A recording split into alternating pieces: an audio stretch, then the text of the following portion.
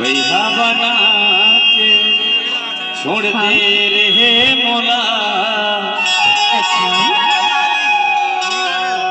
और दे के मारे बांगो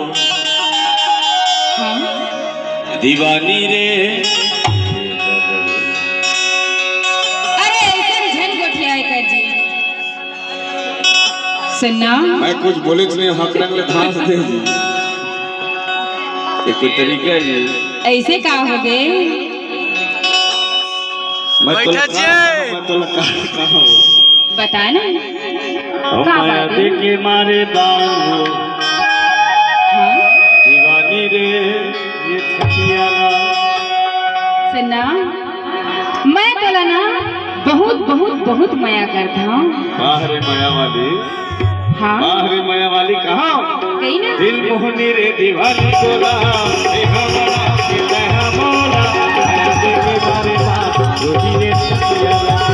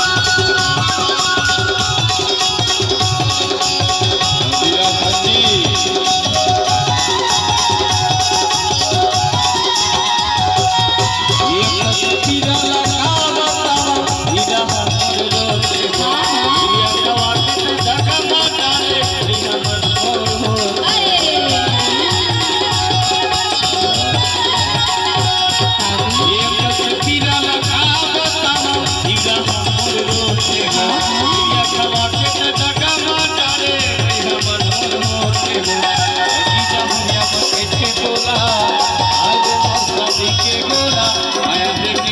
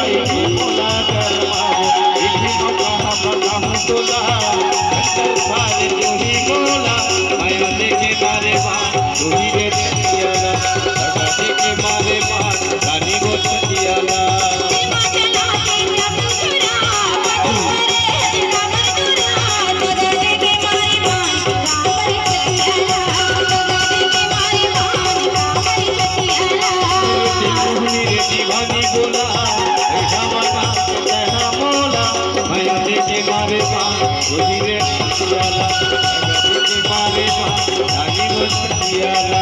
लगा दे के मारी पान का मरी लतियाला। के मारे रोही रे छतियाला अरे दादा के मारे पान का पर छतियाला के मारे शिवानी रे